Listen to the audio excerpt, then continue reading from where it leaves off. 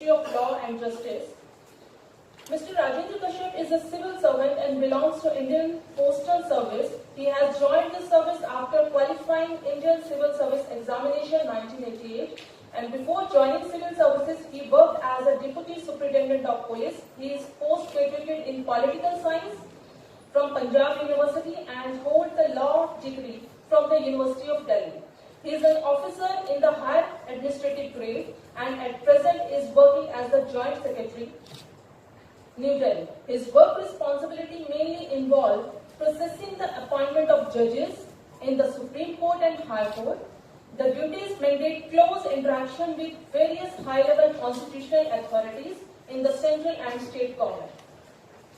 He is an avid reader and an impressive speaker.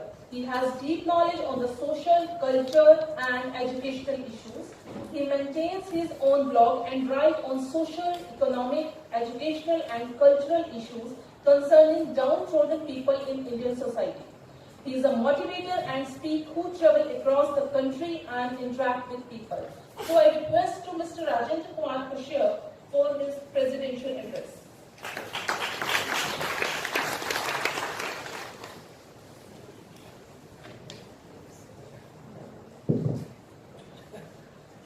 वे महाश्रमण जो अरहंत हो गए, जिन्होंने संबोधि प्राप्त की और सम्यक संबुद्ध हो गए, उन महान शास्त्रा तथागत सिद्धार्थ गौतम बुद्ध को मैं नमन करता हूं। आज बुद्ध पूर्णिमा है और वैशाख पूर्णिमा के नाम से जाना जाता है पूरे विश्व में। तीन बहुत ही महत्वपूर्ण तिथियां हैं तथागत गौतम बुद्ध के जीवन में और वो इसी ही दिन हुई हैं। सबसे प्रथम कि जो गौतम बुद्ध हैं उनका जन्म फुल मून डे को हुआ, जिसको वैशाख पूर्णिमा के नाम से जाना जाता है। दूसरा कि बुद्ध को जब बोधि प्राप्त होती है उस पीपल के वृक्ष के नीचे बौद्ध गया में, तो वो भी वैशाख पूर्णिमा के दिन ही होती है। और तीसरा जो महत्वपूर्ण स्टेज है कि बुद्ध जब महापरिनिर्वाण प्राप्त करते हैं उस जगह पे, तो उस दिन में वैशाख पूर्णिमा ही होती है। तो बुद्ध का जन्म भी वृक्षों के नीचे होता है, बुद्ध का ज्ञान भी वृक्षों के नीचे ही प्राप्त होता है और उस महान बुद्ध का पूरा जो इस शारीरिक जीवन का जो अंत होता है वो भी वृक्षों के नीचे ही होता है। तो बुद्ध से बड़ा एनवायरमेंटलिस्ट कोई भी नहीं है इस विश्व में जो मनुष्य के रूप में पैदा हुआ हो। तो एक बार जब मैं लॉ पढ़ता था और एनवायरमेंटल लॉ की एक कक्षा में प्रोफेसर ने प्रश्न किया कि सबसे बड़ा एनवायरमेंटलिस्ट कौन हुआ है, तो मैंने उसका उत्तर दिया कि गौतम बुद्ध सबसे बड़े एनवायरमेंटलिस्ट हुए हैं और उनका तो जन्म ही वृक्षों के नीचे हुआ है। उन्होंने बोधि भी प्राप्त वृक्षों के नीचे ही किया है और उनका महापरिनिर्वाण भी वृक्षों के नीचे ही हुआ है। बोधि प्राप्त करने के 45 वर्षों तक उन्होंने जो चारिका की है वो भी वनों और जंगलों और ऐसे बागों में रह के की है, वो लोगों के घरों में नहीं रहे हैं। तो इससे बड़ा एनवायरमेंटलिस्ट और कौन हो सकता है। तो दोस्तों, जो वैशाख पूर्णिमा है, पूरे विश्व में जो भी बुद्ध को जानने वाले लोग हैं, चाहे वो बोधि हैं या चाहे वो बोधि नहीं है, इसको एक ज्ञान के दिन के रूप में मानते हैं, जिस दिन वो अपने मन को प्रेरित करते हैं कि वो ज्ञान की तरफ आगे बढ़े, वो प्रज्ञा और प्रबुद्धता की तरफ आगे बढ़े। प्रज्ञा का अर्थ होता है नॉलेज, और नॉलेज वाला ज्ञानवान व्यक्ति ही कोई दूसरे मनुष्यों को कोई दिशा निर्देश दे सकता है, उनका जीवन को प्रगति के पथ पर अग्रसर कर सकता है। मध्यकाल में पैदा हुए जिन्होंने अपनी बुद्धि, परिश्रम एवं मानसिक बल से उच्च ज्ञान अर्जित किया, उन महाश्रमण गुरु रविदास, कबीर, चोखा मेला और नंदनाथ को मैं नमन करता हूं।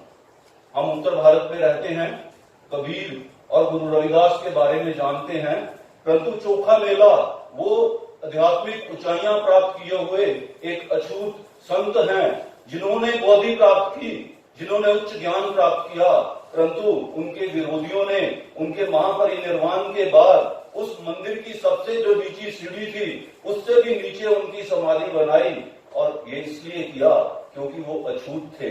और आज भी आप अगर पंढरपुर जो महाराष्ट्र है उसमें जाते हैं और उस विष्णु के मंदिर के दर्शन को देखने के लिए जाते हैं, तो आप पाएंगे कि उस चोखा मेला महान ज्ञानवान संत की जो समाधि है, उस मंदिर में बहुत सारी सीढ़ियां हैं, शायद कई 100 हैं, और उस पहली सीढ़ी जहां से शुरू होती है उससे भी नीचे उस महान संत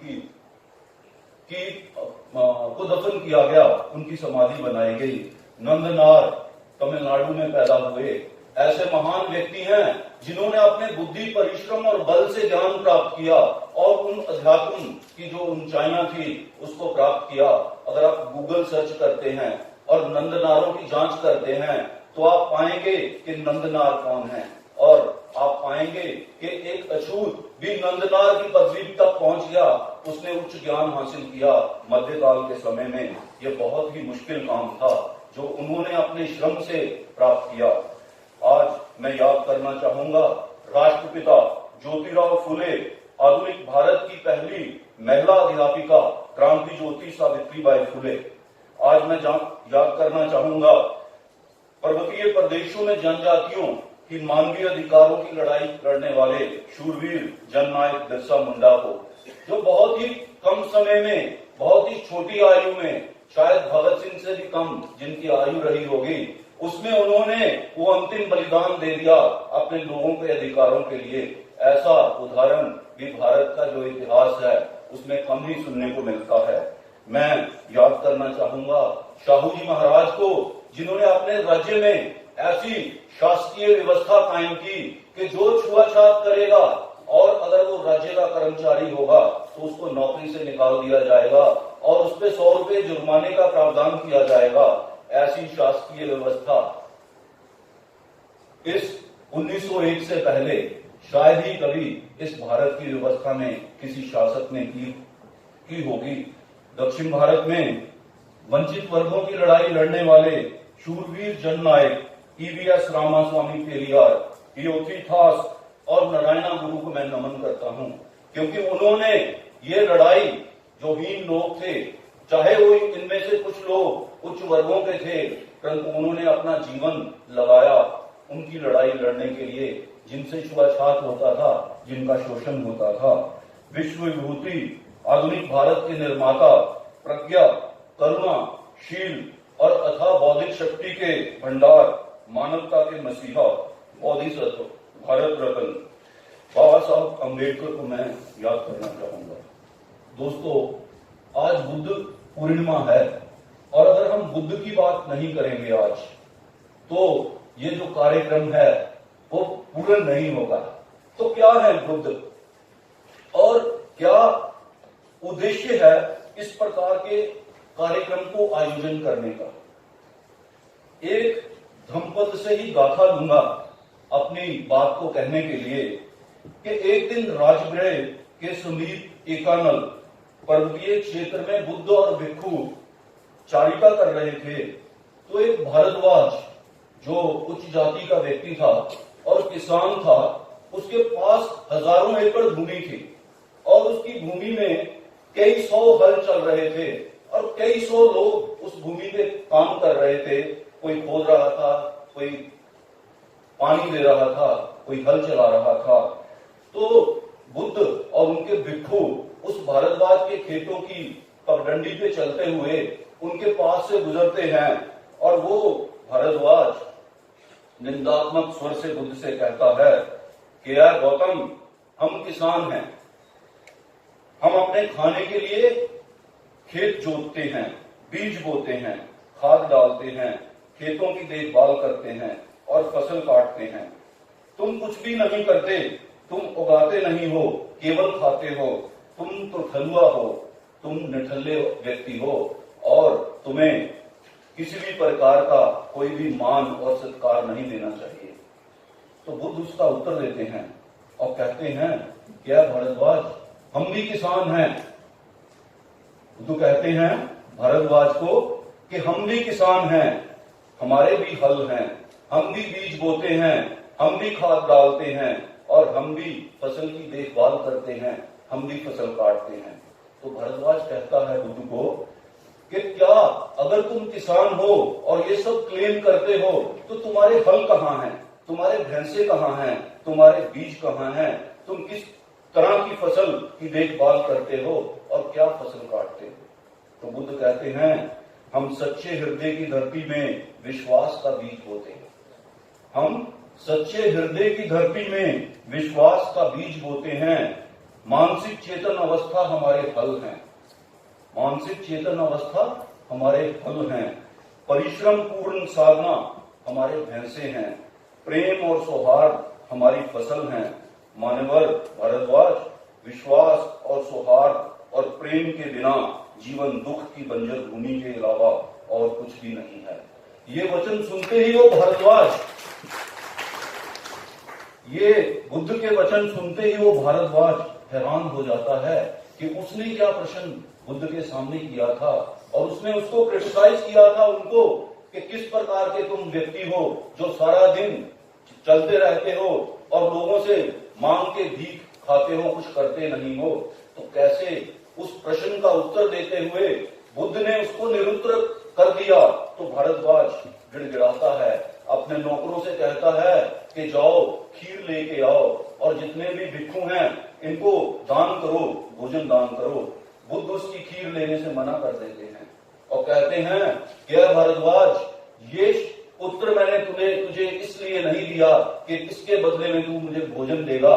ये उत्तर मैंने तुझे इसलिए दिया कि तेरा जो प्रश्न था वही बहुत दोषपूर्ण था, वही निंदात्मक था और तेरा मन सही दिशा की तरफ जाए, इसलिए मैंने ये तुझे उत्तर दिया था। और अगर तू हमें खीर देना चाहता है, हमें भोजन दान देना चाहता है, तो किसी दिन अपने घर पे हमें निमंत्रण देना, हम अपने भिक्षुओं के साथ आएंगे और तुम्हारे घर पे हम भोजन प्राप्त करेंगे। तो ऐसे महान शास्त्रा के शिष्य हैं हम, ऐसे महान शास्त्रा का जो कहना है उसका, उस विचार का प्रसार करते हैं हम समाज में। और ये जो प्रोग्राम आज आप लोगों ने इस शनिवार को, इस वैश्विक पूर्णिमासी को ऑर्गेनाइज किया है, इसका भी मुख्य मंतव्य और इसका भी मुख्य उद्देश्य यही है। हम फुले और अम्बेडकरी विचारों की आस्था रखने वाले इच्छुक बहुजनों के हृदय में विश्वास का बीज डालते हैं। बहुजन नायकों के विचारों को जनमानस तक पहुंचाने का सतत प्रयास करते रहना ही हमारे हल हैं।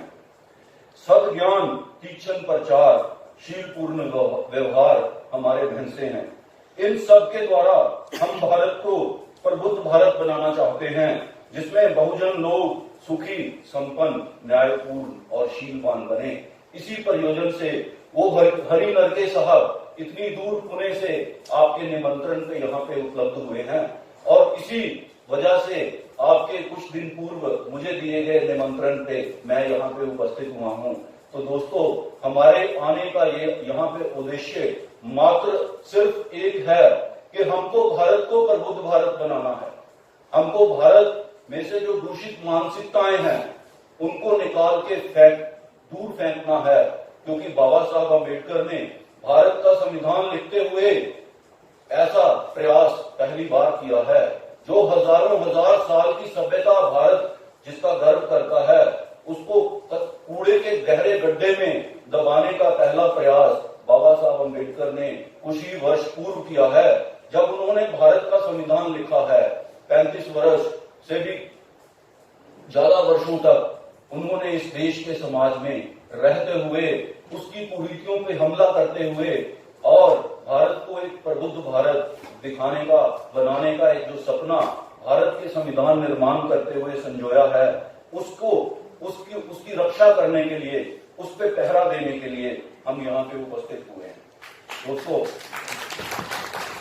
मैं ये शब्द कहने के बाद धन्यवाद देना चाहता हूं Kurukshetra university Ambedkarite teacher association के जो भी प्रोफेसर लोग हैं, professor Fakir Chand ji, SP doctor JP Surha जी, अश्विनी कुमार जी, मोनिका जी, प्रोफेसर सैनी साहब, प्रोफेसर एस.के. चाहल साहब और विशेष तौर पे प्रोफेसर हरि नरके जी को मैं धन्यवाद कहना चाहता हूं कि वो आए यहाँ पे और उनकी बहुत सारी पुस्तकें मैंने पढ़ी हैं और उनका जो चिंतन है वो इतना तीक्ष्ण है कि आप अगर उनकी पुस्तकों को पढ़ते हैं तो आपका जो मन है वो उसमें ऐसे विचार पैदा होंगे कि आप और उसका गहन उन बिंदुओं का और गहन अध्ययन करने के लिए प्रेरित होंगे। तो मैंने ये कहा था कि आज बुद्ध पूर्णिमा है, आज बुद्ध का जन्म हुआ था, तो बुद्ध ने एक धम्म दिया था और उस धम्म, वो धम्म क्या है? वो कोई धर्म नहीं है, उसमें कोई कूड़ा करकट इस तरह के रीति रिवाज नहीं है। तो धम्म क्या है? एक धम्म पद जो है उसका प्रयोग करते हुए मैं आपके सामने धम्म क्या है, जो मेरा मानना है, जो मेरी अंडरस्टैंडिंग है, उसका एक उदाहरण प्रस्तुत करने की चेष्टा करूंगा। तो कहते हैं बुद्ध, सब पापस्य अकरणन। धम्म क्या है? सब पापस्य अकरणन कुशलस्य उपसंपदा सा चित्ते प्रयोदपना एतान बुद्धान शासना। अर्थात सभी अकुशल कर्मों को ना करना, पुण्य कर्मों की संपदा अर्जित करना, अपने चित्त को अंदर तक शुद्ध करना, यही बुद्धों का मैसेज है, यही बुद्धों का धम्म है। क्या? सब पापस्य अकरणन कुशलस्य उपसंपदा सचित्ते प्रयोदपना एतान बुद्धान शासन। शासन उपदेश को कहते हैं पाली भाषा में, कि किसी ने उपदेश दिया और दूसरे व्यक्तियों ने अपने को उस उपदेश में बांध दिया, उस उपदेश का जो डिसिप्लिन है उसमें वो बंध गए, तो एक शासन हो गया। तो शासन शिक्षा को कहते हैं पाली भाषा में। तो बुद्ध कहते हैं कि मैं ही नहीं ये कह रहा, ये शिक्षा मैं ही नहीं दे रहा कि क्या, कि सब पाप कर्मों से दूर रहो और कुशल कर्मों की संपदा अर्जित करो। कर्मों मतलब काम, मतलब सोच, और अपने मन को परिशुद्ध करो परिपूर्ण रूप में अंतर्मन तक। यही बुद्धों का उपदेश है। और सिर्फ सिद्धार्थ गौतम बुद्ध का उपदेश नहीं है ये, जो भी बुद्ध पैदा हुए हैं इस विश्व में, सभी बुद्धों ने यही कहा है कि सब पापस्य अकरणन कुशलस्य उपसंपदा सचित्ते प्रयोदपना एतान बुद्धान शासनम। तो कहते हैं आगे कि पाप कर्म क्या है और पुण्य कर्म क्या है। वो कहते हैं कि वो सब काम जो मनुष्य अपने शरीर या अपनी वाणी से इस प्रकार करे कि जो इस प्रकृति में जीव मात्र लोग हैं, उनसे उनको अगर कष्ट होता हो, उनसे अगर उनको हानि होती हो, तो वो काम करने योग्य नहीं है, उनको छोड़ देना चाहिए।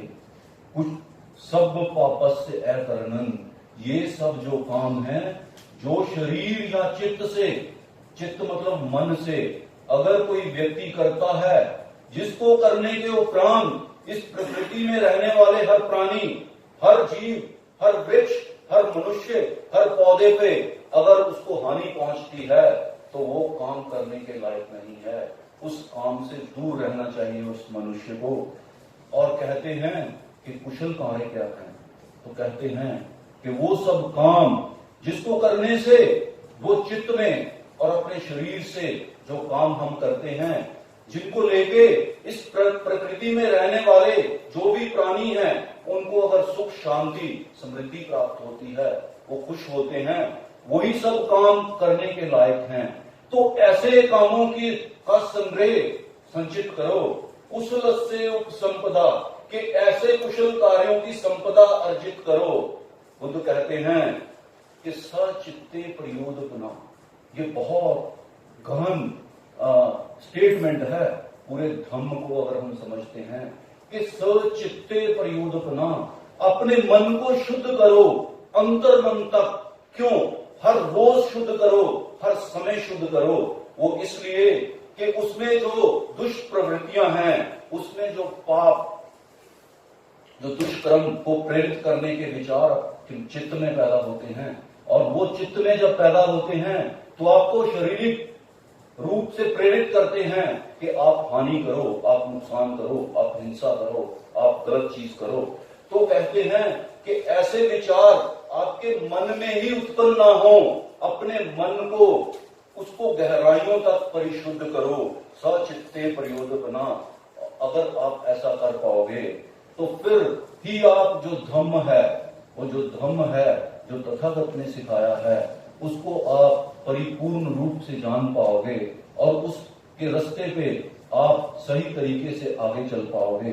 तो बुद्ध कहते हैं, और बुद्ध के धम्म को बताने वाले वो महान लोग कहते हैं कि अगर कोई भी व्यक्ति इसके अलावा किसी और बिंदु को इस चीज के साथ जोड़ता है तो उसको दूषित करता है।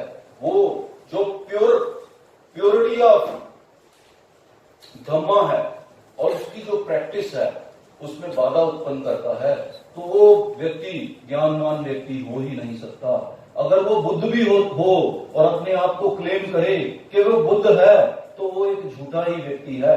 अगर वो स्वार्थी व्यक्ति है जो अपने कहने को आगे बढ़ाता है, जो आपको आपके मन को सचित्ते प्रयोदपना, अंतर मन तक परिशुद्ध कैसे किया जाए, उसको लेके आलंबन जोड़ता है, जो उसका इंटरप्रिटेशन है, तो बुद्ध नहीं हो सकता।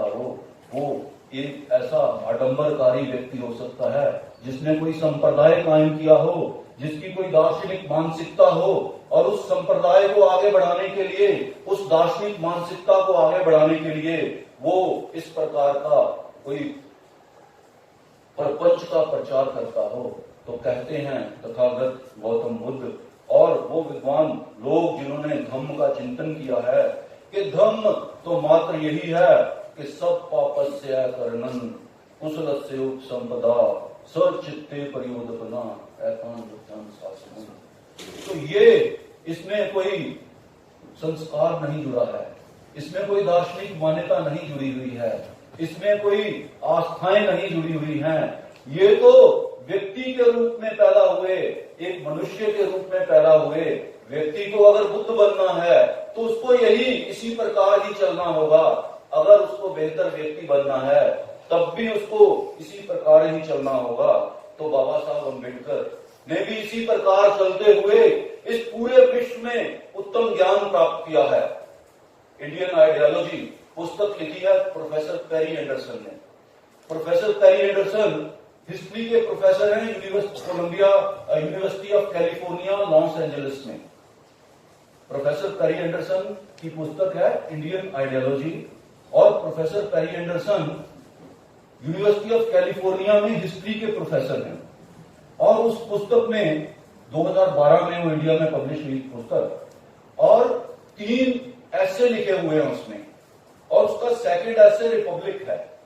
और उस सेकंड ऐसे में लिखते हुए प्रोफेसर पेरी एंडरसन कहते हैं कि जब मैं डॉक्टर अम्बेडकर को पढ़ता हूं तो मैं ऐसे किसी लोक में एंटर होता हूं जिसको मैंने कभी देखा नहीं है, परंतु ऐसे लोक की परिकल्पना डॉक्टर बी.आर. अम्बेडकर ने अपनी लिखतों में की है, अपने दर्शन में की है, अपनी पुस्तकों में की है। तो कहते हैं आगे कि भारत की जो संस्कृति है, भारत की जो सभ्यता है, भारत में जो विद्वान लोग पैदा हुए हैं, उनका कंपैरिजन डॉक्टर अम्बेडकर के मुकाबले किसी का भी उनसे कंपैरिजन नहीं किया जा सकता। और कहते हैं प्रोफेसर पेरी एंडरसन कि उनका जो दर्शन है वो इतना ऊंचे दर्जे का है कि गांधी और नेहरू तो क्या, जितने भी और लोग जिन्होंने पुस्तकें लिखी हैं, अगर उनका मैं कंपैरिजन करता हूं तो मैं अगर उनको एक तकड़ी जो तुला कहते हैं जिसको स्केल पे वे करता हूं तो पास्कू के बराबर भी नहीं आते हैं। एक अटैच करते हैं कुछ वेट जब बैलेंस करना होता है तो उसको पास्कू कहते हैं पंजाबी की भाषा में। तो वास्को के भी बराबर नहीं हैं उस नॉलेज के स्केल पे। तो कहते हैं कि डॉक्टर अम्बेडकर को पढ़ना तो ऐसा एक एक्सपीरियंस है कि कोई दूसरे लोक में शामिल हो रहा है, कोई दूसरे लोक में जा रहा है, और ऐसी परिकल्पना की है, वैसी ही परिकल्पना जैसी गुरु रविदास ने की है, वैसी ही परिकल्पना जो तथागत गौतम ने की है, और वैसी परिकल्पना जिसमें कोई दुखी नहीं है, जिसमें कोई त्रस्त नहीं है, जिसपे कोई अत्याचार नहीं होता है। तो इस प्रकार के राष्ट्र की परिकल्पना, इस प्रकार का दर्शन जो है बाबा साहब अम्बेडकर का, उसको पढ़ने से प्राप्त होता है। तो कहते हैं कि इतनी विद्वता डॉक्टर बी आर अम्बेडकर ने कैसे प्राप्त की। तो कहते हैं वो कि जो कोलंबिया यूनिवर्सिटी में 12-15 घंटे उन्होंने लाइब्रेरी में स्पेंड किए, और जो लंदन स्कूल ऑफ इकोनॉमिक्स और ग्रेस इन की लाइब्रेरियों में उन्होंने इतना अध्ययन किया, वो उस कठोर परिश्रम की वजह से है। एक स्टूडेंट होने के नाते, एक नॉलेज का खोजी होने के नाते जो उन्होंने पढ़ाई की है, और जिस तपस्या से उन्होंने पढ़ाई की है, जिस डेडिकेशन से उन्होंने पढ़ाई की है, वो उसका एक रिजल्ट है, उसका एक परिणाम है। तो हर एक विद्यार्थी को उसी प्रकार ही पढ़ाई करनी चाहिए, और हर एक व्यक्ति को जो ज्ञान के पथ पर अग्रसर है, इसी ही प्रकार ज्ञान हासिल करने के लिए प्रयत्नशील रहना चाहिए। अगर वो ऐसा कर पाएगा तो वो भी आगे बढ़ेगा, वो भी प्रबुद्ध बनेगा, वो भी अम्बेडकर बनेगा, वो भी गौतम बुद्ध बन सकता है। तो दोस्तों, ये क्योंकि ये यूनिवर्सिटी है और ये यूनिवर्सिटी का प्रांगण है, इसमें कई स्टूडेंट्स भी होंगे, तो उनको उसी ही प्रकार पढ़ाई करनी चाहिए, क्योंकि ये जीवन जो है उसकी अभी आरंभिक अवस्था हो सकती है किसी स्टूडेंट के लिए। अगर वो इसका सदुपयोग करता है तो ज्ञानवान व्यक्ति के रूप में उभरेगा, उसकी प्रतिष्ठा बहुत सालों तक कायम रहेगी, क्योंकि ज्ञान ही सबसे उत्तम है, ज्ञान ही सबसे सर्वोपरि है इस विश्व में। एक बार राजा अजातशत्रु की सभा में ब्राह्मणों ने ये कहा कि जो गौतम कहते हैं, जिनको बौद्धि प्राप्त हो गया है, जिस बात का ये प्रचार करते हैं, वो हमारे धर्म ग्रंथों के विरुद्ध है। जो सामाजिक स्थितियां समाज में हैं, ये इनका विरोध करते हैं, ये अछूतों को भिक्षु बनाते हैं, इनका हम विरोध करते हैं। तो वह राजन वो एक रिप्रेजेंटेशन देते हैं राजा अजातशत्रु की सभा में। अजातशत्रु राजा बिंबिसार का पुत्र होता है, और वो राजा बन जाता है बिंबिसार की मृत्यु के बाद। तो अजातशत्रु उनको समझाता है कि तुम गौतम बुद्ध से झगड़े ना मोल लो, परंतु उसके मन में भी कुछ द्वेष होता है। तो ब्राह्मणों के बहकावे में, जिसमें उनका मुख्यमंत्री भी होता है, कहने पे वो एक संदेश भेजते हैं गौतम को। क्या सिद्धार्थ गौतम बुद्ध, आपसे हमारे देश में रहने वाले जो ब्राह्मण हैं, और जिसमें हमारे महामंत्री भी शामिल हैं, वो चर्चा करना चाहते हैं और आपके सामने कुछ प्रश्न रखना चाहते हैं। तो उस चर्चा के लिए हम आपको अपनी सभा में आमंत्रित करते हैं। तो गौतम बुद्ध उसको स्वीकार करते हैं, उसके न्योते को, और कहते हैं कि राजन, जिस दिन आप कोई समय निश्चित करोगे तो हम आपकी सभा में आएंगे, और उन लोगों को भी कहिए कि कोई ऐसा विद्वान व्यक्ति जिसको वो विद्वान समझते हैं, उसको वो चयनित कर लें, और उनके साथ हम विचार संगोष्ठी करेंगे, और जो उनके मन में कोई शंकाएं हैं उसका हम निवारण करेंगे। उससे पहले सुनीत अछूत को तथागत गौतम ने भिक्षु बना दिया था। सुनीत मैला ढोने वाला व्यक्ति था, जिसकी परछाई से भी लोग डरते थे, जिसके छू जाने से उनको अनुष्ठान करने पड़ते थे, ऐसी उसकी मानसिकताएं थी। तो एक दिन सुबह सुबह सुनीत जब मैले की टोकरी सिर पे उठा के गंगा के किनारे पे जा रहा था, तो गौतम बुद्ध और उनके भिक्षु साथ में सुबह सुबह चारिका करने के लिए जा रहे थे। तो उसकी दयनीय स्थिति को देखते हैं कि मैला जिसमें मल मूत्र है उसके शरीर पे गिर रहा है, और वो सुनीत ऐसा कूड़ा करकट उठा के ऐसा दूषित जीवन जी रहा है मनुष्य के रूप में। तो गौतम कहते हैं कि आज इसको, इस दुष्पूर्व जो स्थिति है, इससे इसका निवारण करना ही है। आज इसको तो भिक्षु बनाना ही है। तो बुद्ध आगे बढ़ते हैं उस सुनीत की तरफ और कहते हैं कि सुनीत रुक जा। वो बहुत डरता है सुनीत भगवान से, और कहते हैं, वो कहता है कि यार बुद्ध मेरी तरफ मत आओ, अगर कहीं मैं छू गया आपको तो ये शहर में रहने वाले लोगों को अगर पता लग गया तो मेरी इतनी पिटाई करेंगे कि मेरी तो जान ही निकल जाएगी। तो मैं इस तरह का संकट मोल नहीं ले सकता, तो है बुद्ध दूर रहो मेरे से। वो डरते हुए गंगा के पानी में उतर जाता है, गंगा के किनारे। तो बुद्ध भी गंगा के किनारे में उतर जाते हैं पानी में, और आगे बढ़ के वो सुनीत की बाजू मैले की टोकरी इस कश्मकश में गंगा के पानी में गिर जाती है, और सुनीत डर से बहुत कांप रहा होता है। वो बहुत डर रहा होता है कि अब क्या होगा, अब तो ये बुद्ध ने मुझे छू लिया है, और ये बोधि प्राप्त आचार्य जो है, ये जब शहर में जाएंगे और लोगों को पता लगेगा कि सुनीत ने इनको छू लिया है, तो मेरी तो ऐसी पिटाई होने वाली है कि मुझे कोई बख्शेगा नहीं, मैं तो मर जाऊंगा। तो बुद्ध कहते हैं, तुम सुनीत ये मुझे मत बताओ कि तुम अछूत हो, तुम्हारी परछाई पड़ जाने से भ्रष्ट हो जाएगा सारा सिस्टम और तुझे लोग मारेंगे, ऐसा कुछ नहीं होगा, आज तुझे मैं भिक्षु बनाऊंगा। तो बुद्ध उस बहुत खराब थी, तब भी तथागत गौतम बुद्ध के लिए बहुत मुश्किल परिस्थितियां थी, तब भी संघ में बहुत विवाद हुआ था, तब भी संघ में जो भिक्षु थे उन्होंने उस पर प्रश्न चिन्ह लगाए थे। तब तथागत गौतम बुद्ध ने कहा था कि भिक्षुओं, जो संघ में पहले आएगा वही सीनियर होगा, चाहे उसकी जाति या वर्ण कुछ भी रहा हो। तो ये ऊंच और नीच की जो परंपरा थी, उस महान गौतम बुद्ध ने अपने संघ का जब निर्माण किया था उसको ध्वस्त कर दिया था।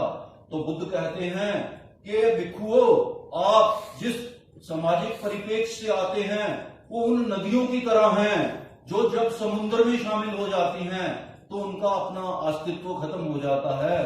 तो है भिक्षुओं, ये जो संघ है ये समुद्र है और आप नदियां हो, आप पता नहीं कहां कहां से आए हो, कौन कौन से कल्चर में बिलीव करके आए हो, कौन से माता पिता के आपके धर्म रहे हैं, क्या आस्थाएं हैं आपकी, परंतु जब आप संघ में आ गए हो तो आप उस समुद्र में सम्मिलित हो गए हो, जिसकी फाउंडेशन, जिसकी नींव समता है। तो बुद्ध कहते हैं समता ही संघ का आधार है, समता के बिना कोई संघ नहीं है। तो जब ये प्रश्न पैदा होते हैं, जब अछूतों और शूद्रों को संघ में शामिल किया जाता है और संघ में विवाद होता है, तो तथागत गौतम बुद्ध एक संघ की मीटिंग बुलाते हैं और भिक्षुओं से पूछते हैं कि भिक्षुओं बताओ कि क्या प्रश्न करने हैं आपको। तो कहते हैं फिर सबके प्रश्न सुनने के बाद, क्या सरिपुत्र आप धम्म सेनापति हो, आप उठो और आप बताओ कि आप क्या कहना चाहते हो। तो कहता है क्या बुद्ध, आप जो कहेंगे उसको ही मैं सुनना चाहूंगा। परंतु बुद्ध न कहते हैं कि नहीं सरिपुत्र, जो आप कहोगे मेरा भी वही कहना है। तो सरिपुत्र कहते हैं क्या भिक्षुओं, वो भिक्षु जो जाति और छुआछात और ऊंच और नीच को मानते हैं और संघ में सम्मिलित हो गए हैं, उन्होंने अभी संघ का जो रूप है, संघ का जो प्रयोजन है, जो धम्म है, उसको अभी ठीक से जाना ही नहीं है। क्योंकि धम्म में कोई ऊंच और कोई नीच नहीं है, संघ में कोई ऊंच और नीच नहीं है। संघ में जो पहले आएगा वही सीनियर होगा, संघ में जो बाद में आएगा उसको अपने सीनियर को नमन करना ही पड़ेगा। तो ये ही बात को कहते हुए वो सारिपुत्र कहते हैं कि समता ही संघ का आधार है, और इस प्रकार का ही संघ बुद्ध ने स्थापित करने के लिए हमें दीक्षा दी है, हमें शिक्षा दी है, और इसके अलावा और कुछ कहने को नहीं है। तो बुद्ध कहते हैं कि ये जो सरिपुत्र कहते हैं वही मुझे कहना है, और आज के बाद ये विवाद कभी नहीं होगा, समता ही संघ का आधार रहेगा। और ऐसा ही भारत बनाने के लिए बाबा साहब अम्बेडकर ने यह भारत का संविधान लिखा है कि समता ही इस देश के संघ का आधार है। इसमें कोई ऊंच नहीं होगा, कोई नीच नहीं होगा। ऐसा प्रबुद्ध भारत जिसमें ज्ञान ही प्रसार होगा, ज्ञान का प्रसार होगा, ज्ञान को जानने वाले लोगों को ही ऊंचे दर्जे पे ले जाया जाएगा। इस प्रकार का समाज निर्माण करना, इस प्रकार का देश का निर्माण करना ही भारत के संविधान का मुख्य उद्देश्य है, जिसके लिए बाबा साहब अम्बेडकर ने अपना प्रयत्न दिया है। तो मैं कह रहा था कि अजात शत्रु की सभा में ब्राह्मण लोग आ जाते हैं, वो स्वर्ण दंड को अपना प्रवक्ता नियुक्त करते हैं और कहते हैं तय दिन पे सिद्धार्थ गौतम बुद्ध अपने भिक्षुओं के साथ और स्वर्ण दंड उन विद्वान ब्राह्मणों के साथ राजा प्रसन्नजीत की सभा में बैठ जाते हैं आके। तो स्वर्ण दंड बहुत विद्वान ब्राह्मण होता है, उसने वेदों, उपनिषदों और जो भी स्मृतियां हैं उनका बहुत भारी गहन अध्ययन किया होता है। तो कहता है क्या गौतम आप पूछो क्या प्रश्न है आपके। तो गौतम बुद्ध कहते हैं कि नहीं सोनदंड आप पहले प्रश्न करो।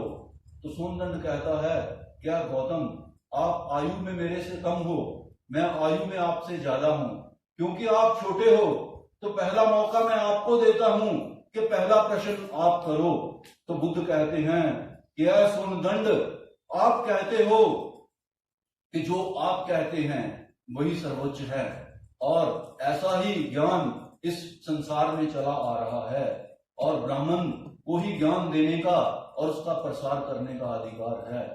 तो बुद्ध कहते हैं क्या सोनदंड ब्राह्मण कौन होता है, उसकी क्या विशेषताएं हैं। तो सोनदंड 5 विशेषताएं किसी ब्राह्मण की तय करते हैं और कहते हैं कि उसका वर्ण स्वर्ण होना चाहिए, उसका वर्ण स्वर्ण होना चाहिए, मतलब वो काला नहीं होना चाहिए, उसका चेहरा साफ और ब्रिटिश गंधमी रंग का होना चाहिए। फिर कहते हैं कि दूसरी विशेषता ये है कि वो 7 पुश्तों से ब्राह्मण होना चाहिए, 7 पुश्तों से उसके माता और उसके पिता ब्राह्मण होने चाहिए। फिर कहते हैं कि वो मदिरा पान करने वाला नहीं होना चाहिए। वो कहते हैं कि उसको मंत्रोच्चारण और अनुष्ठानों में प्रवीणता होनी चाहिए, कि जो मंत्र वो पढ़ता है और जो वैदिक यज्ञ वो करता है, जो अनुष्ठान करता है, उसमें वो एक्सपर्ट होना चाहिए। वो कहते हैं उसका ज्ञान उच्च दर्जे का होना चाहिए। तो ये 5 विशेषताएं सोनदंड किसी ब्राह्मण की तय करते हैं सिद्धार्थ गौतम बुद्ध के सामने राजा प्रसन्नजीत की सभा में। तो कहते हैं गौतम दूसरा प्रश्न उस सोनदंड के सामने प्रस्तुत करते हैं कि इनमें से सबसे विशेष और सबसे विलक्षण विशेषताएं क्या हैं, सोनदंड ये बताइए। तो सोनदंड बहुत गंभीर सोच में पड़ जाता है कि किस प्रकार का प्रश्न गौतम ने मेरे सामने प्रस्तुत कर दिया है कि मुझे 5 विशेषताओं में से अब 2 विशेषताओं को चुनना होगा। जो किसी ब्राह्मण जो अपने आप को कहता है उसकी वो परम विशेषताएं अगर उसमें नहीं है तो वो ब्राह्मण नहीं हो सकता। तो कहते हैं सोनदंड कि उसका ज्ञान उच्च दर्जे का होना चाहिए और उसका व्यवहार शीलवान होना चाहिए। तो जब ये 2 विशेषताएं वो किसी ब्राह्मण की तय करता है सोनदंड, तो जितने भी ब्राह्मण उस राजा प्रसन्नजीत की सभा में, उस राजा अजात शत्रु की सभा में उपस्थित होते हैं, उस सोनदंड का बहुत विरोध करते हैं। वो कहते हैं कि ये सोनदंड नालायक आदमी है, इसको कुछ ज्ञान नहीं है, इसने हमारा नाक कटवा दिया है, इसने कंप्रोमाइज कर दिया है, ये गौतम से डर गया है, गौतम ने इस पे कोई जादू कर दिया है और पता नहीं इसको क्या हो गया है। तो सोनदंड बहुत विद्वान व्यक्ति होता है, उसने बहुत गहन अध्ययन किया होता है और उसको ज्ञान की खोज होती है। तो कहता है कि अगर बुद्ध कहते हैं कि अगर आपको सोनदंड पे विश्वास नहीं है तो आप किसी और व्यक्ति को सिलेक्ट कर लीजिए जो यहाँ पे उपस्थित है, उनसे हम आगे की चर्चा करेंगे। तो सब ब्राह्मण शांत हो जाते हैं, राजा की सभा में बैठ जाते हैं और कहते हैं कि ये सोनदंड ही अब आगे चर्चा को बढ़ाएगा। तो सोनदंड कहता है क्या गौतम, मैंने कहा कि 2 ही विशेषताएं एक किसी ज्ञानवान व्यक्ति की जो अपने आप को ब्राह्मण कहता है होनी चाहिए, कि उसका ज्ञान ऊंचे दर्जे का होना चाहिए और वो शीलवान व्यक्ति होना चाहिए। तो कहते हैं कि कोई अगर सुंदर है, कोई अगर स्वर्ण वर्ण है, परंतु वो शराब पीता है, वो नशे करता है, वो ऐसे प्रपंच के कार्य करता है, तो क्या वो ज्ञानवान व्यक्ति हो सकता है? क्या लोग उसकी इज्जत करेंगे? वो कहते हैं कि ये बेकार की बात है। वो कहते हैं कि अगर कोई 7 पुश्तों से ब्राह्मण है, उसके माता और पिता, उसमें 7 पुश्तों से रक्त की शुद्धता है, परंतु वो इस प्रकार के कार्य करता है, वो सुरापान करता है, वो बलात्कार करता है, वो चोरी करता है, वो हत्या करता है, तो क्या वो ज्ञानवान व्यक्ति माना जा सकता है? तो कहते हैं सोनदंड कि वो ज्ञानवान व्यक्ति नहीं माना जा सकता है। तो मात्र 2 ही विशेषताएं हैं किसी भी व्यक्ति को उत्कृष्ट व्यक्ति मानने के लिए, कि उसका ज्ञान ऊंचे दर्जे का होना चाहिए और वो शीलवान व्यक्ति होना चाहिए। तो बुद्ध कहते हैं कि सोनदंड बहुत ही प्रयुक्त उत्तर आपने दिया है, बहुत ही सही उत्तर आपने दिया है। इन 2 विशेषताओं के बिना कोई भी व्यक्ति बड़ा महान व्यक्ति नहीं हो सकता है, कोई भी व्यक्ति ज्ञानवान व्यक्ति नहीं हो सकता है। तो अब तीसरा प्रश्न सोनदंड आपके सामने ये है कि अब ये बताओ कि ये 2 जो विशेषताएं हैं जिनका आपने सही से आपने बताया है, उस पे आपने कहा है, इसको सबसे ऊंचे दर्जे तक ले जाने के लिए कैसे इनको ले जाया जा सकता है? अब तीसरे प्रश्न का उत्तर दीजिए आप, कि ये स्थितियां प्राप्त करने के लिए, ये विलक्षण स्थितियां प्राप्त करने के लिए मनुष्य होते हुए उस ऊंचे दर्जे तक कैसे पहुंचा जा सकता है? अब ये बताइए।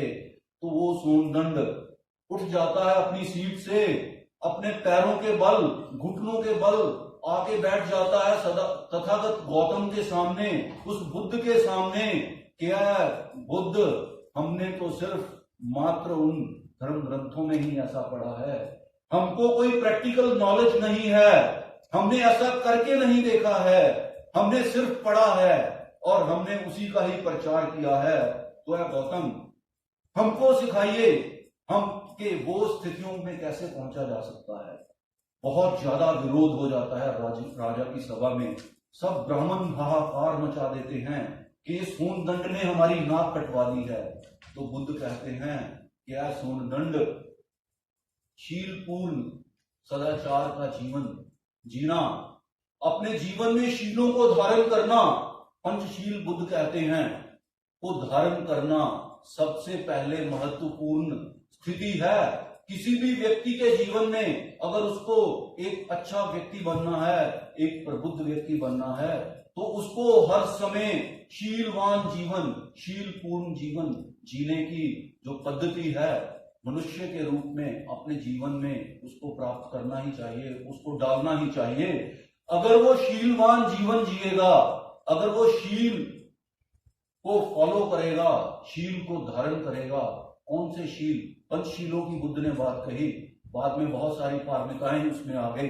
जब बुद्ध धर्म का हम अध्ययन करते हैं तो हम जान पाएंगे वो कि मैं चोरी नहीं करूंगा, मैं हत्या नहीं करूंगा, मैं झूठ नहीं बोलूंगा, मैं व्यभिचार नहीं करूंगा, मैं नशा पता नहीं करूंगा।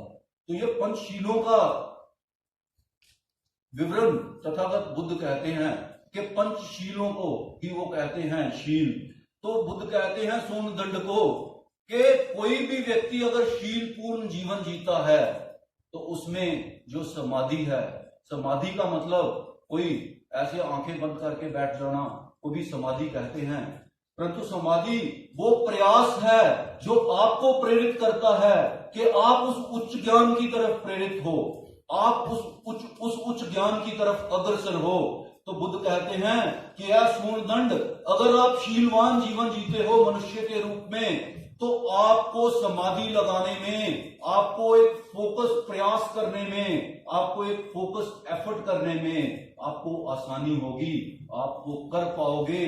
अगर आप शील और समाधि लगाओगे तो आप उस निर्वाण की स्थिति को प्राप्त होगे, आप उस बोधि को प्राप्त होगे जो मनुष्य के रूप में बुद्ध होते हुए बुद्धित्व प्राप्त करने के लिए आप वो प्रयास कर सकते हैं। तो कहते हैं कि ऐसा प्रयास करो सोनदंड कि शीलपूर्ण जीवन जियो, उससे आपको समाधि मतलब गहन प्रयास करने में सुविधा होगी। और जब आप शील और समाधि से अपने जीवन को जियोगे और प्रयासरत रहोगे तो आप बोधिसत्व बनोगे, आप अरहत बनोगे, आप उस उच्च ज्ञान को प्राप्त करोगे। तो बुद्ध कहते हैं कि इसके बिना और कोई रास्ता नहीं है। तो है लोगों जो ये सोचते हैं कि सिर्फ किसी का नाम जप लेने से, कोई अनुष्ठान कर लेने से, कोई संस्कार फॉलो कर लेने से आपका जीवन उद्धार की तरफ बढ़ेगा, आपके कष्टों का निवारण होगा, ऐसा कभी भी होने वाला नहीं है। ऐसा बाबा साहब अम्बेडकर ने कह दिया उस राउंड टेबल कॉन्फ्रेंस में, जब गांधी कहते हैं कि मैं तो महात्मा हूं और जो मैं कहता हूं वो सब लोग मानते हैं भारत के, और प्रधानमंत्री इस देश की राउंड टेबल कॉन्फ्रेंस करने वाले बुद्धि जनों, जो मैं कहता हूं आप मान लो, और इन लोगों को जो भी चाहिए हम ऐसा प्रावधान कर देंगे, जो भी हम सब व्यवस्था अपने देश में करेंगे। तो बाबा साहब अम्बेडकर कहते हैं कि ऐसे महात्मा जैसे यहाँ पे ये बैठे हैं, ऐसे महात्मा 5000 सालों की भारत की सभ्यता में पता नहीं कितने लाखों हो गए हैं, बट जो शूद्र और अछूत हैं वो दिन भर इस गर्तपूर्ण जीवन में जी रहे हैं। तो मुझे इन महात्माओं की शब्दों पे कोई आस्था नहीं है, मुझे इन महात्माओं के शब्दों पे कोई आस्था नहीं है। मुझे संवैधानिक अधिकार चाहिए, ऐसे अधिकार जो आप हमें दोगे, जो हमारे जीवन की प्रगति की तरफ हमें अग्रसर करेंगे, हमें शिक्षा के अवसर प्रदान करेंगे, हमें ऐसी नौकरी उपलब्ध करवाएंगे, हमें ऐसे धंधे और व्यापार करने में हमें हमारी मदद करेंगे कि हम एक बेहतर जीवन की तरफ मनुष्य के रूप में अग्रसर हों। तो तथागत बुद्ध 2600 वर्ष पूर्व उस सोनदंड को भी यही कह रहे हैं कि प्रज्ञापूर्ण शीलवान जीवन जियो, समाधि अर्थात प्रयास करो। अगर शीलवान जीवन जियोगे और प्रयास करोगे तो नॉलेज के जो ऊंचे शिखर हैं उसको आप छुओगे। अगर आप उसको छुओगे तो आप विश्व में कहीं भी चले जाओगे, आप अपने ज्ञान के बल से ही ऊंची स्थिति को प्राप्त करोगे। अपनी पुस्तक राणा डे गांधी और जिन्ना में बाबा साहब अम्बेडकर लिखते हैं, उसको पढ़ना चाहिए हम सब लोगों को, कि एक बड़े व्यक्ति और एक महान व्यक्ति में क्या भेद होता है। तो कहते हैं बाबा साहब अम्बेडकर कि कोई राजा कुछ समय के लिए बड़ा माना जा सकता है, कोई 50-100 सालों तक लोग उसको याद कर सकते हैं, परंतु उस 50-100 साल का समय बीत जाने के बाद उसको भूल जाएंगे। वो कहते हैं कि विश्व के इतिहास में कोई भी जो राजनीतिक व्यक्ति है वो महान नहीं होते हैं। क्यों? वो लिखते हैं उस पुस्तक में, बहुत सारे जो दार्शनिक हैं, जो फिलोसफर हैं, उनका जो अध्ययन है महान लोगों पे, उनका चिंतन करते हुए उस पुस्तक में राणा डे गांधी और जिन्ना में बाबा साहब अम्बेडकर कहते हैं कि महान व्यक्ति वो होता है जिसका ज्ञान, प्रज्ञा अर्थात नॉलेज बहुत ऊंचे दर्जे का होता है, समुद्र के समान उसका ज्ञान होता है। और कहते हैं कि ज्ञान क्यों चाहिए? वो कहते हैं कि ज्ञान इसलिए चाहिए कि जब भी विकट परिस्थितियां उस समाज में आएंगी, जिस समाज में वो व्यक्ति पैदा होता है जो बहुत ज्ञानवान है, वो अपने ज्ञान से ऐसे रास्ते, ऐसी पगडंडियां उस समाज में पैदा करेगा जो उसके उत्थान के लिए उपयोगी साबित होंगी, उसके लिए कंट्रीब्यूट करेंगी। कोई भी अनपढ़ व्यक्ति जिसको ज्ञान नहीं है या जिसका ज्ञान बहुत लघु है, छोटा है, कम है, वो महान व्यक्ति नहीं हो सकता। तो उस पुस्तक में बहुत दार्शनिकों का अध्ययन करने के बाद बाबा साहब कहते हैं कि कोई भी महान व्यक्ति विश्व में जिसको माना गया है हजारों सालों की मनुष्य की सभ्यता में, वो ज्ञानवान तो था ही, ज्ञान प्रीरिक्विजिट है, वो पहले होना ही चाहिए। फिर कहते हैं कि मात्र ज्ञान काफी है। उदाहरण देते हैं भारत की सभ्यता का कि ब्राह्मणों ने बहुत वेद पढ़े, बहुत उनपे उपनिषद लिखे, बहुत उन्होंने कमेंट्रीज लिखी, परंतु उन्होंने वो ज्ञान लोगों तक परिसारित नहीं किया, उन्होंने अपने ही तक महदूद कर दिया। तो उस ज्ञान का क्या फायदा? जो जिस देश की सामाजिक व्यवस्था में छूत और अछूत पैदा हुए, जिसमें छुआछात हुई, जिसमें समाज को वर्णों और जातियों में विभक्त कर दिया, जो इसकी गुलामी की मुख्य कारण रहे, तो वो कहते हैं कि वो ज्ञान किसी भी प्रयोजन का नहीं है। जो ज्ञान उस समाज में खड़े आखिरी पायदान पे व्यक्ति के उद्धार की बात नहीं करता है। तो बाबा साहब कहते हैं कि ज्ञानवान होना बहुत आवश्यक है किसी भी महान बड़े व्यक्ति के लिए। फिर वो कहते हैं कि ज्ञानवान होना मात्र सफिशिएंट नहीं है, मात्र काफी नहीं है। ज्ञान के साथ साथ सत्य का साथ देना बहुत अनिवार्य है। वो ज्ञानवान व्यक्ति जो सत्य का साथ नहीं देता है उसका ज्ञान जीरो है, उसका ज्ञान किसी प्रयोजन का नहीं है। और जो ज्ञानवान नहीं है अगर वो सत्य बोलता है तो उसका सत्य उसको किसी विकट परिस्थिति में लेके जा सकता है, उसके लिए ऐसी स्थिति पैदा कर सकता है कि जिनका वो नेता है, जिनकी वो बात करता है, उनके विरोधियों को वो कन्विंस नहीं कर पाएगा, ऐसे रास्ते पगडंडियां पैदा नहीं कर पाएगा जो उसके लोगों के उद्धार की बात करेंगी उस समाज में। तो बाबा साहब कहते हैं कि ज्ञानवान होना और सत्यवादी होना ये अल्टरनेटिव नहीं है, ये परस्पर रीइंफोर्स करते हैं एक दूसरे को। तो कहते हैं कि ये दो क्वालिटी होना भी काफी नहीं है। फिर तीसरा विशेषता किसी महान व्यक्ति के बारे में तय करते हुए बाबा साहब कहते हैं कि उसके जीवन का प्रयोजन मात्र ये होता है कि उस समाज पे सबसे नीचे पायदान पे खड़े व्यक्ति का जीवन का उद्धार कैसे हो। अगर कोई ज्ञानवान व्यक्ति, अगर कोई सत्यवादी व्यक्ति इस प्रकार नहीं करता तो वो महान हो ही नहीं सकता।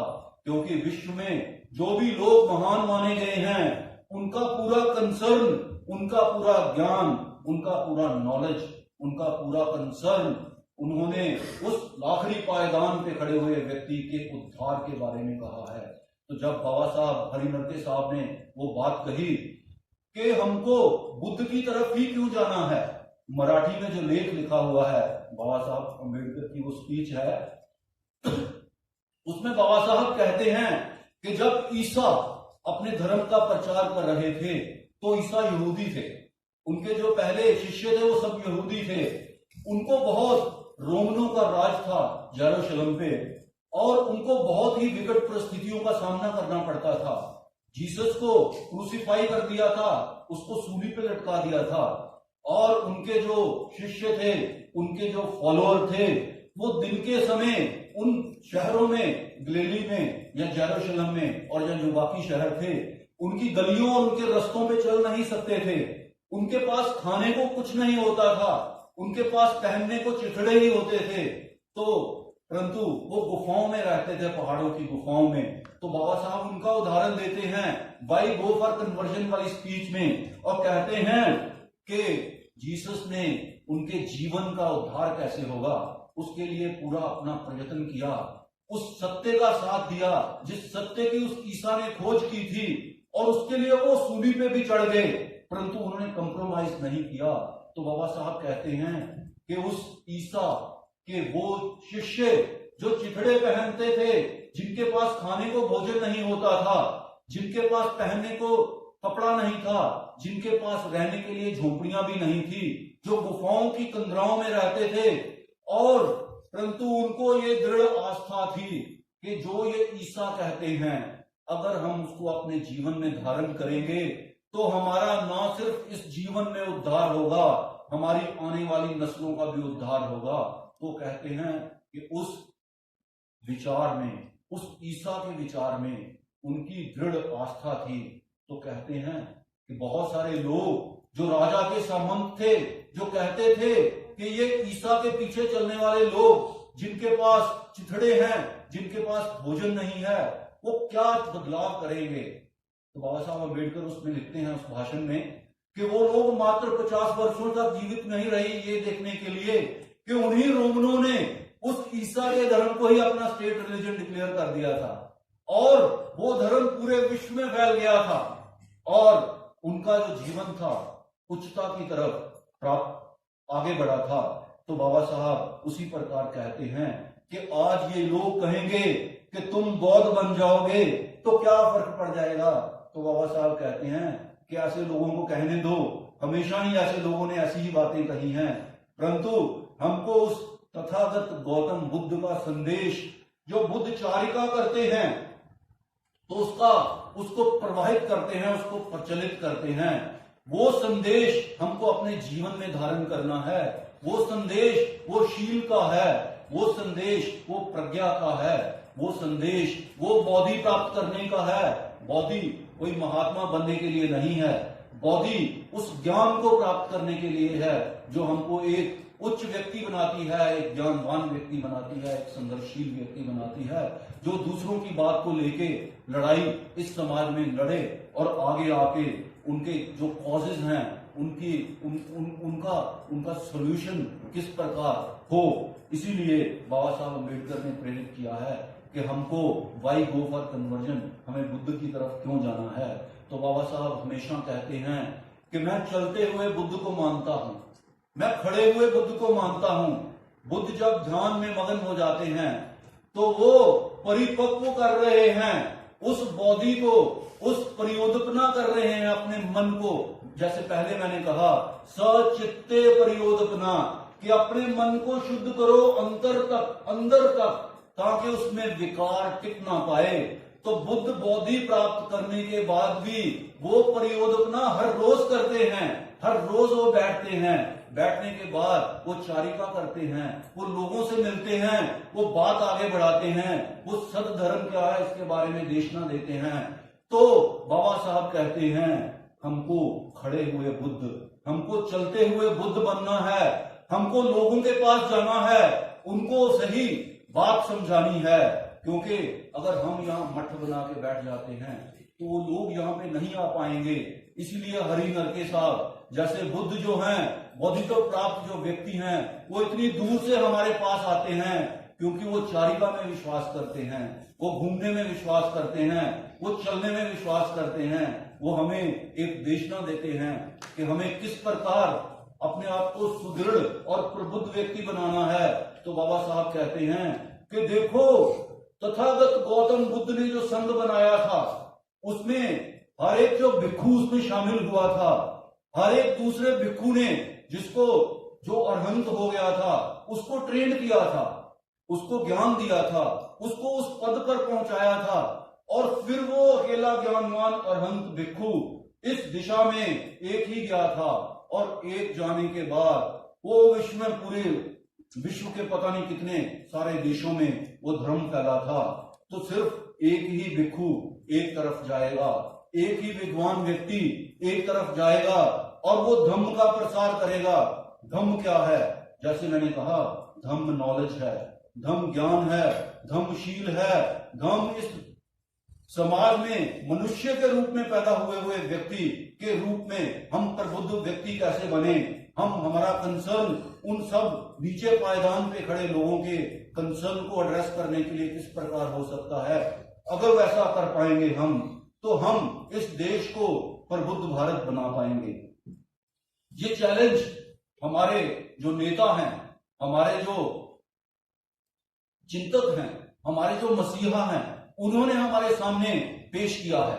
हमारे सामने ये इस विश्व के, इस भारत के 5000 सालों की जो सभ्यता है उसमें प्रथम बार किसी ने ऐसा जो दर्शन है, ऐसा जो संदेश है हमारे सामने प्रस्तुत किया है कि हमको भारत को प्रबुद्ध भारत बनाना है। उन्होंने ये नहीं कहा कि हमको खुद को ही प्रबुद्ध बनाना है। भारत क्या है? भारत कोई जमीन का टुकड़ा नहीं है। भारत कोई एक जो फिरका यहां पे रहता है उनका कोई देश नहीं है। भारत सबका देश है। देश क्या है? राष्ट्र क्या है? इसकी परिकल्पना बाबा साहब अम्बेडकर ने अपनी पुस्तक थॉट्स ऑन पाकिस्तान और पार्टीशन ऑफ इंडिया में की है। 500 पेजेस की करीब पुस्तक है वो। उसको पढ़ना चाहिए कि राष्ट्र क्या है, लोकतंत्र क्या है, रिपब्लिक क्या है। तो अगर उसको पढ़ेंगे हम विद्यार्थी ही हैं, अपने आप को विद्यार्थी ही कहता हूं मैं, कि उसको पढ़ेंगे हम तो हम पाएंगे कि बाबा साहब अम्बेडकर किस प्रकार के राष्ट्र की परिकल्पना करते हैं।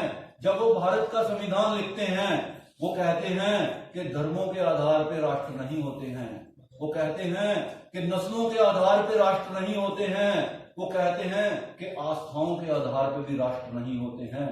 उदाहरण देते हैं कि अगर इस्लाम धर्म है और उसमें बड़ा बंधुत्व है तो कहते हैं कि भारत की सीमा से लेके तुर्किस्तान तक इतने राष्ट्र क्यों हैं? सभी तो इस्लाम को मानते हैं, सभी तो सुन्नी इस्लाम को मानते हैं या शिया इस्लाम को मानते हैं, सभी तो प्रॉफिट मोहम्मद को ही अपना नेता मानते हैं, अपना मसीहा मानते हैं। वो कहते हैं कि अगर क्रिश्चियनिटी ही धर्म है तो यूरोप और पूरे जो बाकी कॉन्टिनेंट हैं उसमें इतने देश क्यों हैं? तो बाबा साहब कहते हैं कि नहीं, ये सारे जो चिन्ह हैं, ये सारे जो व्यवस्थाएं हैं, ये कभी किन्हीं दार्शनिक लोगों ने कहा होगा कि ये राष्ट्र को बनाने के एक सूचक हैं या एक एलिमेंट हो सकते हैं, परंतु 20वीं शताब्दी में इस प्रकार के राष्ट्र की परिकल्पना नहीं की जा सकती है। वो कहते हैं बाबा साहब अम्बेडकर, अमेरिका को देखिए, यूनाइटेड स्टेट्स ऑफ अमेरिका को देखिए, जिसमें 7 नस्लों के लोग रहते हैं, जिसमें कॉकेशियन लोग हैं, जिसमें हिस्पैनिक लोग हैं, जिसमें एशियन लोग हैं, जिसमें अलग अलग नस्लें जो एशियन कॉन्टिनेंट पे हैं उसके लोग हैं, जिसमें अफ्रीकन अमेरिकन हैं, जिसमें नीग्रो लोग हैं। इतने नस्लों के लोग रह के वो यूनाइटेड स्टेट्स ऑफ अमेरिका उन्होंने बनाया है। तो वो कहते हैं, प्रोफेसर अर्नेस्ट लीनिन को कोट करते हैं, उसी पुस्तक में भी लिखा है, प्रोफेसर अर्नेस्ट लीनिन ने मॉडर्न टाइम में राष्ट्र क्या होता है उसकी परिभाषा दी है, उस पर लेख लिखे हैं। बहुत बड़े फिलोसोफर हैं प्रोफेसर अर्नेस्ट लीनिन, और कहते हैं कि सबको मिलके उद्देश्यों को प्राप्त करना और अपने आने वाले समय में भी सबको मिलके उससे भी ऊंचे उद्देश्यों को प्राप्त करना, ऐसी परिकल्पना जिस देश के समाज में होती है वो राष्ट्र होता है। तो ऐसा प्रबुद्ध भारत बनाने की परिकल्पना बाबा साहब अम्बेडकर ने की है जब भारत का संविधान लिखा है। ऐसी ही परिकल्पना तथागत बुद्ध ने की है जब उन्होंने संघ बनाया है।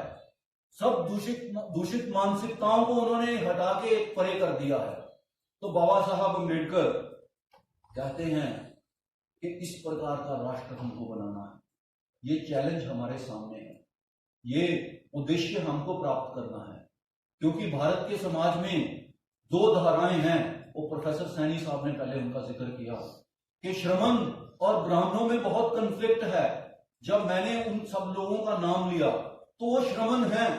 श्रमण का अर्थ है वो लोग जिन्होंने अपने श्रम से ज्ञान को प्राप्त किया है, जिनका कोई गुरु नहीं रहा है, जिन्होंने कोई वेदों उपनिषदों का अध्ययन नहीं किया है, कोई कबीर साहब का गुरु नहीं है, कोई गुरु रविदास का गुरु नहीं है, कोई सावित्रीबाई फुले और ज्योतिराव फुले का गुरु नहीं है।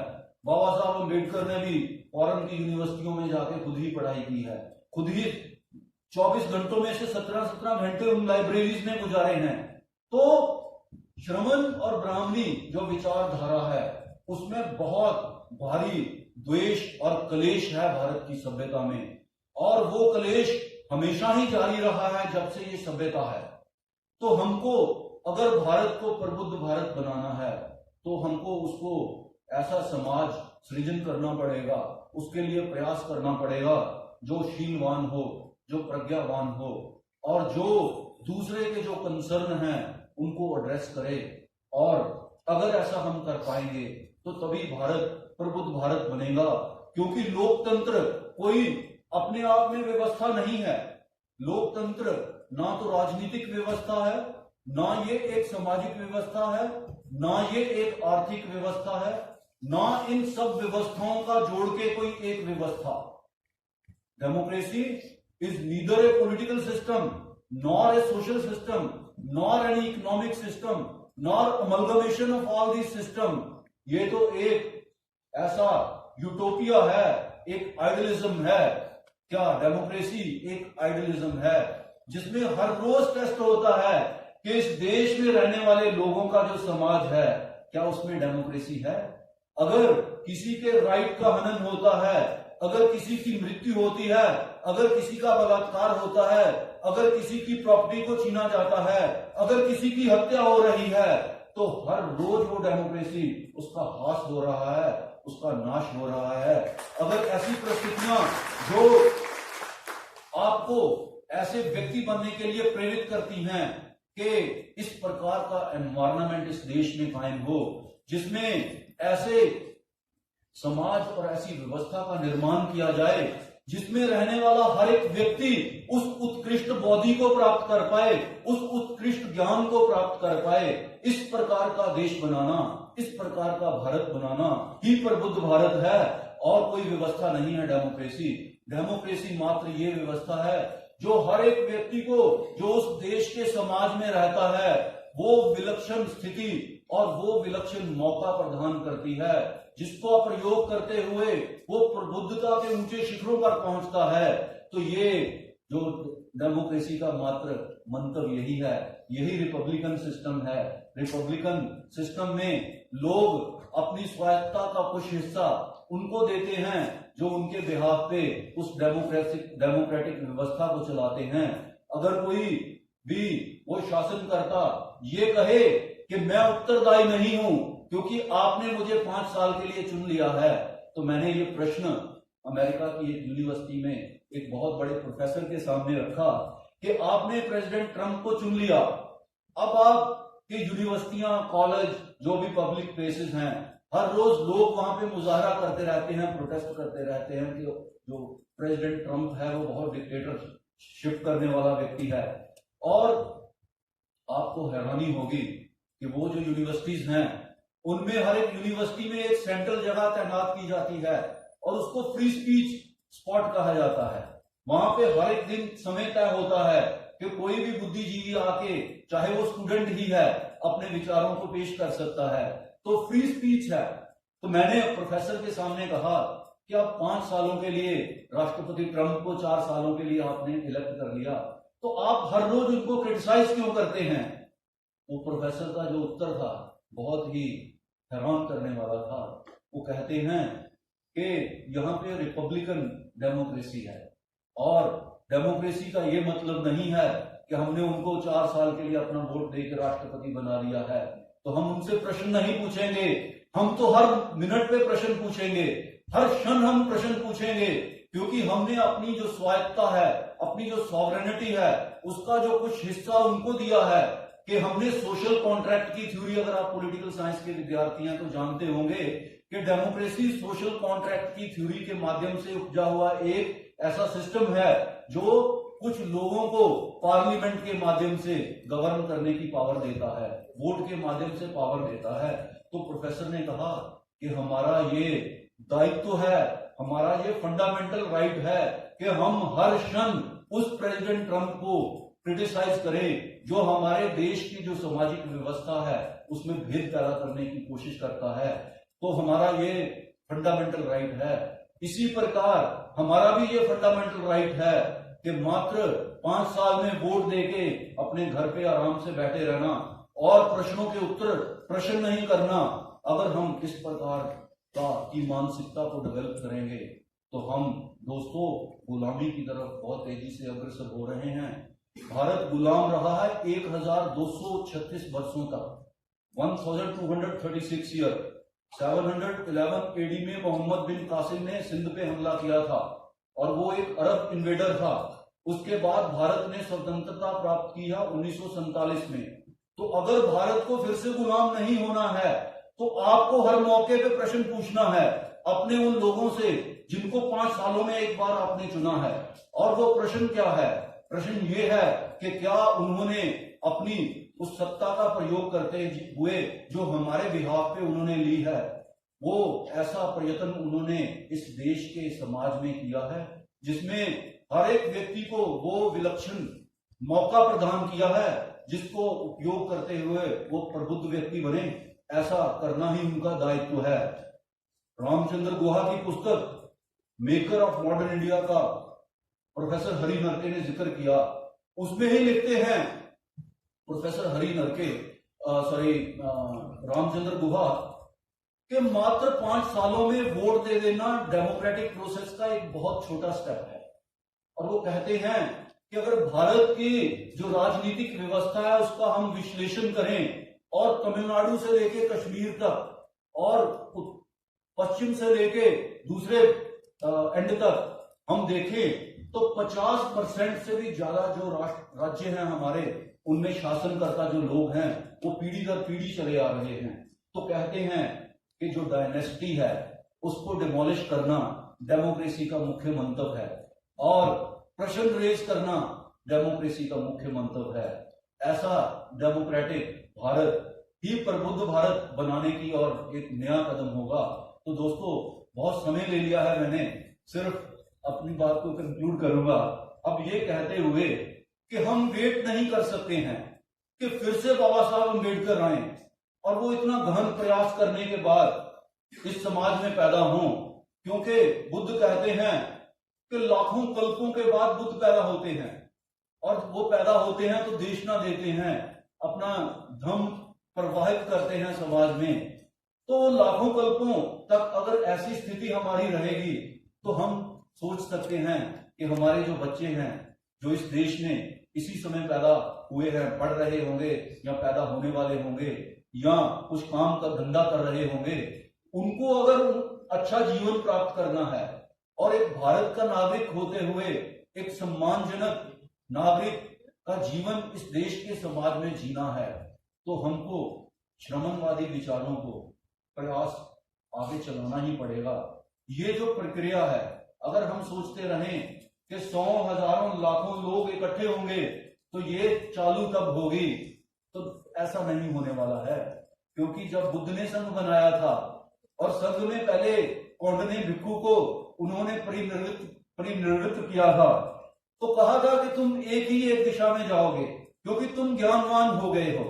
तो वो ज्ञानवान व्यक्ति, भिक्षु का तो उदाहरण दे रहा हूं मैं, वो ज्ञानवान व्यक्ति हमको स्वयं ही बनना है और फिर वो ज्ञानवान व्यक्ति बनते हुए हमको उस ज्ञान का प्रसार करना है। और जो मानसिकताएं जो दूषण पैदा करती हैं, जो भेद पैदा करती हैं, जो परस्पर विरोध पैदा करती हैं, जो ऐसी अवस्था पैदा करती हैं जो व्यक्तियों और व्यक्तियों के दुश्मन पैदा करती हैं समाज में, उनको हमको उनका मुकाबला करना है। अगर हम ऐसा कर पाए तो हम प्रबुद्ध भारत बनाने के लिए प्रयत्नशील होंगे। ऐसा तभी हम कर पाएंगे, सबसे पहले स्वयं पे वो लागू करें, उसके बाद अपने परिवार पे लागू करें, उसके बाद जिस लोकेलिटी में, जिस कस्बे में, जिस जगह पे हम रहते हैं, जिस कम्युनिटी में रहते हैं, उसमें हम लागू करें। हम प्रश्न रेज करें, जो प्रश्न तथागत बुद्ध ने उन कलामों के स्कूल में कहे थे। ये बात कह के अपनी बात को समाप्त करूंगा मैं। कलामों के अलार कलाम के साथ बुद्ध ने ज्ञान का अभ्यास किया था बोधि प्राप्त करने से बहुत पूर्व। जब बोधि प्राप्त हो गई गया में उस पीपल के वृक्ष के नीचे, बोधि वृक्ष के, तो उनको ध्यान आया कि अब ये जो मुझे प्राप्ति हुई है उसका सबसे पहले किसके साथ शेयर किया जाए, किसको बताया जाए। तो अलार कलाम का ध्यान आता है। सोचते हैं बुद्ध, उनको पता लगता है कि कलाम अब निवृत्त हो गए हैं, वो उनका निर्वाण हो गया है, उनकी डेथ हो गई है। तो कहते हैं कि उसके बाद और कौन बंदे हैं जिनको मैं ये बता सकता हूं। तो पंचवर्गीय भिक्षु के साथ जाते हैं जिनका नाम कौंडन्य है, अस्सा जी है, वापा है, गद्दिया है, महानाम है। तो वो 5 वर्गीय भिक्षुओं के साथ बुद्ध ने बहुत अभ्यास किया होता है। तो ऋषि पदन मृगदाय चले जाते हैं तो उनको ज्ञान देते हैं। तो चारिका करते हुए बहुत समय के बाद एक दिन कलाम के गांव में जाते हैं। तो स्कूल आज अभी भी होता है। जब बुद्ध उस कलाम के गांव में जाते हैं तो बहुत सारे विद्यार्थी स्टूडेंट वहां पे होते हैं उस स्कूल में। तो प्रश्न करते हैं बुद्ध के सामने, क्या गौतम, यहाँ पे बहुत विद्वान लोग आते हैं जिनमें श्रमण भी होते हैं और ब्राह्मण भी होते हैं। वो कहते हैं कि जो वो कहते हैं उसी को अगर मानोगे तो तुम्हें ज्ञान प्राप्त होगा। तो है गौतम, आपको क्या कहना है इसके बारे में? तो बुद्ध कहते हैं, क्या कलामों, है कलाम को मानने वाले उनके शिष्यों, जो ये कहते हैं कि जो वो कहते हैं वही मानो तो तुम्हें ज्ञान प्राप्त होगा, ये बहुत गलत बात है, ये बहुत गलत धारणा है। वो कहते हैं, मैं तो ये कहता हूं कि जो मैं कहता हूं वो भी मत मानो, अपनी बुद्धि पे उसको परख के टेस्ट कर लो, उसका ट्रायल कर लो। टेस्ट करने के बाद अगर जो आप मानने वाले हो, अगर जो आप करने वाले हो वो वैमनस्य को दूर करता है, वो बंधुत्व एस्टेब्लिश करता है, वो कलेशों का नाश करता है, तो कलामों उसी बात को मानना चाहिए। उस बात को नहीं मानना चाहिए कि कोई गुरु कहता है कि इस प्रकार करो, ये मंत्र का जाप करो तो तुम्हारा मन शुद्ध होगा, तुम्हें ये प्राप्ति होगी। अगर कोई धर्म ग्रंथ कहता है कि उसमें ये लिखा हुआ है तो ये मानो, अगर माँ बाप कहते हैं कि ये संस्कार करो तो तुम्हें ये प्राप्ति होगी, वो कहते हैं बुद्ध कि नहीं, ये मत मानो, मैं जो कहता हूं वो भी मत मानो, परंतु जो मैं कहता हूं उसको सुन लो और अपने मन और अपने व्यक्तित्व में उसको धारण करते हुए उसका एक प्रैक्टिकल टेस्ट कर लो। अगर वो टेस्ट ये रिजल्ट देता है कि उसको मानने से आपकी मन में शांति प्राप्त होती है, आप में प्रज्ञा जागती है, आप शीलवान व्यक्ति बनते हो, उस आप में वैमनस्य की कमी होती है, तो है कलामों उसको ही करना चाहिए, वही करने योग्य बात है। तो मैं ये कहता हूं कि वो बहुत सारे लोग तो एकत्रित करना काफी मुश्किल बात है, परंतु हम तो व्यक्ति हैं, हम तो इंडिविजुअल हैं। पहले ये सेल्फ करेक्शन करने का जो प्रयास है हमको स्वयं पे ही लागू करना होगा, और अगर हम कर पाए तो हम इस प्रकार के भिक्षु बनेंगे ज्ञानवान, जो एक दिशा में अकेला ही जाएगा तो वो उस चारिका में बहुत भिक्षुओं को जोड़ देगा, वो भी ज्ञानवान बनेंगे तो प्रबुद्ध भारत बनेगा। ये प्रबुद्ध भारत बनाने का, जैसे मैंने कहा, दायित्व बाबा साहब अम्बेडकर ने, हमारे मसीहा ने हमारे लिए छोड़ा है। तो हमें मिलके और हमारी आने वाली जो बच्चे हैं, नस्लें हैं, उनको मिलके ये उद्देश्य प्राप्त करना है, तभी भारत प्रबुद्ध भारत बनेगा।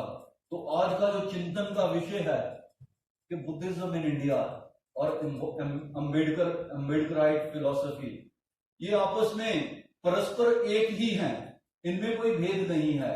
और बुद्धा ने जो कहा है 2600 वर्ष पूर्व, वही बाबा साहब अम्बेडकर ने कहा है भारत का संविधान बनाते हुए।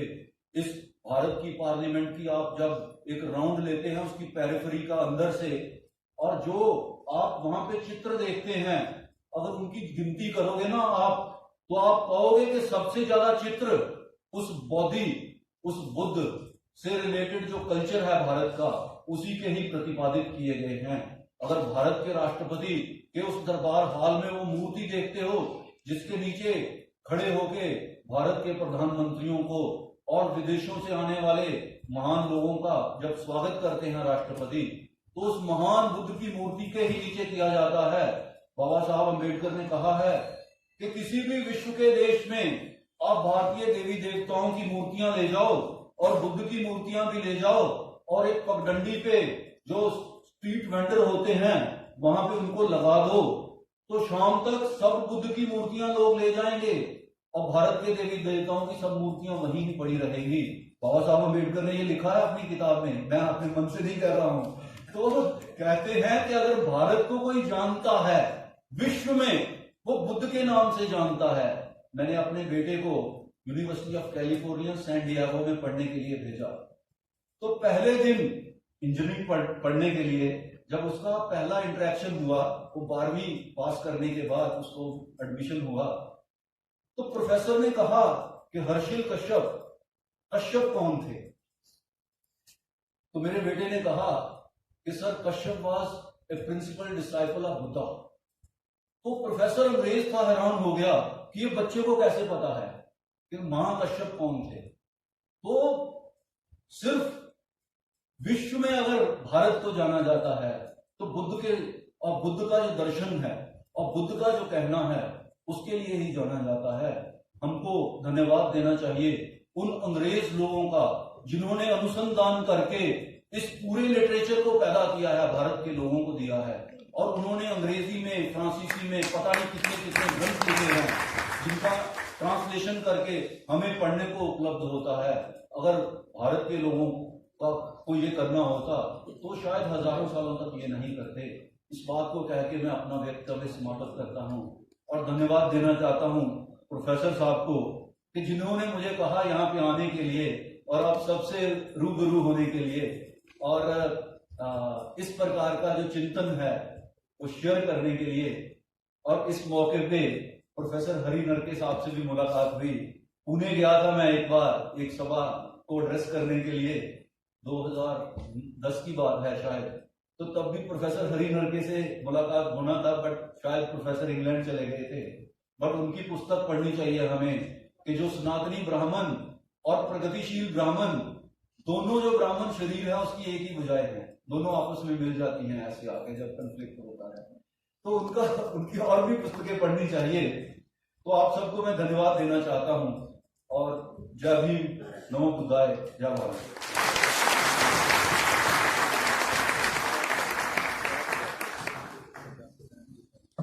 धन्यवाद सर। मनुष्य कितना भी गोरा क्यों ना हो, परंतु उसकी परछाई सदैव काली होती है। मैं श्रेष्ठ हूँ यह आत्मविश्वास है, लेकिन सिर्फ मैं ही श्रेष्ठ हूँ यह अहंकार है। Now I would like to request to Dr. Rudaram, Dr. J.K. Chandev, Dr. Manjeet Pohar, Dr. J.K. Saroha to please come on the stage and present a symbol of honor in the form of memento to Professor Hari Nargi.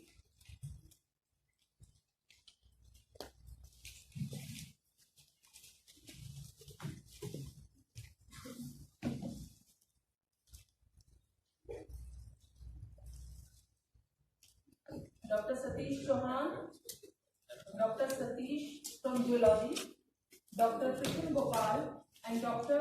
Krishan Mehra.